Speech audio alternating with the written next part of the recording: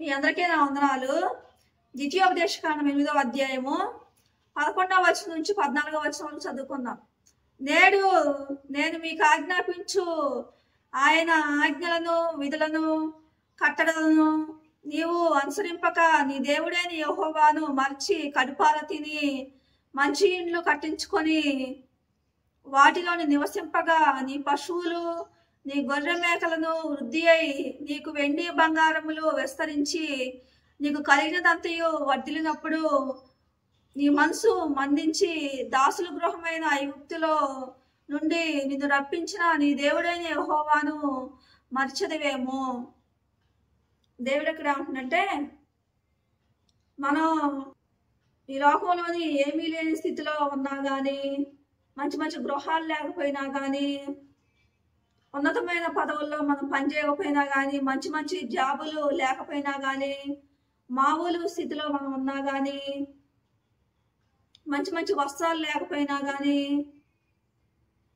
ఒకరికంటే ఉన్నతమైన స్థితిలో లేకపోయినా కానీ మన దేవుణ్ణి మర్చిపోకూడదంట. దేవుణ్ణి మర్చిపోకుండా దేవుని ఆజ్ఞ ప్రకారం జీవించే వారంగా ఉండాలి అని చెప్తున్న దేవుడు.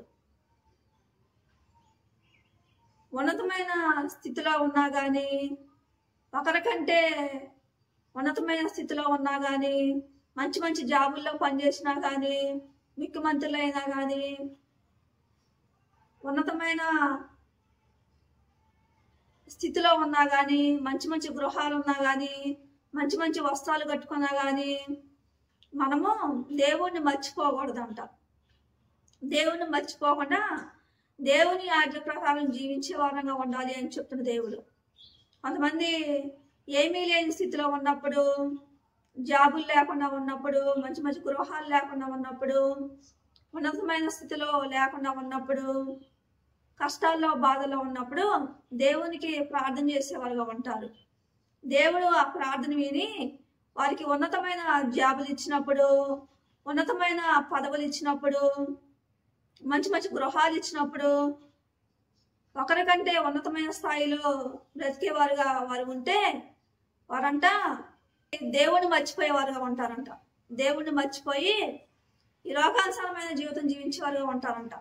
అపవిత్రమైన జీవితం జీవించేవారుగా ఉంటారంట. దేవుని మందిరాన్ని మానేసేవారుగా ఉంటారంట. దేవుడు అంటాడు, ఆ మనసు మంచిది కాదు అంటున్న దేవుడు. బంగారం వెండి మనకు విస్తరించినా కానీ, మంచి మంచి గృహాలు కట్టుకున్నా కానీ, ఉన్నతమైన పదవుల్లో పనిచేసినా కానీ, మంచి మంచి జాబులు ఉన్నా కానీ, డబ్బు విస్తరించినా కానీ, దేవుణ్ణి మనం మర్చిపోకుండా దేవుని ఆజ్ఞ ప్రకారం మనం జీవించే వారంగా ఉండాలి అని చెప్తున్న దేవుడు. పరిశుద్ధంగా జీవించే వారంగా ఉండాలి అని చెప్తున్న దేవుడు. కొంతమంది ఉన్నతమైన జాబుల్లో పనిచేసేవారుగా ఉంటే, మంచి మంచి గృహాలు కట్టుకునేవారుగా ఉంటే, వెండి బంగారం విస్తరించినప్పుడు, ఆరోగ్యం ఉన్నప్పుడు, ఆయుష్ ఉన్నప్పుడు దేవుని మందిరానికి వెళ్లకుండా ఉండేవారుగా ఉంటారు. దేవుని వాక్యం వెళ్లకుండా ఉండేవారుగా ఉంటారు. దేవుని ఆజ్ఞ ప్రకారం జీవించకుండా ఉండేవారుగా ఉంటారు. పరిశుద్ధంగా జీవించకుండా ఉండేవారుగా ఉంటారు. ఈ లోకానుసారమైన జీవితం జీవించేవారుగా ఉంటారు. దేవుని ఆశీర్వాదము మన మీద ఉన్నప్పుడు, దేవుని కనికరము, దేవుని ప్రేమ, దేవుని కృప మన మీద ఉన్నప్పుడు మనం మంచి మంచి గృహాలు కట్టుకోగలుగుతాం. మంచి ఉన్నతమైన పదవుల్లో పనిచేయగలుగుతాం. మంచి మంచి వస్త్రాలు ధరించగలుగుతాం. డబ్బు బంగారం మనకు విస్తరిస్తూ ఉంటుంది.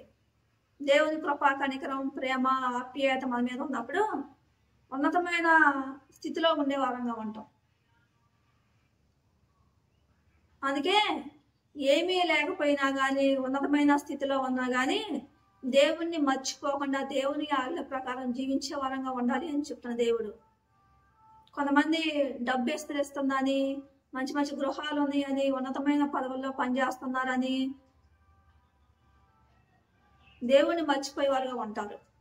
దేవుడు అంటున్న మనసు మంచిది కాదు అంటున్న దేవుడు.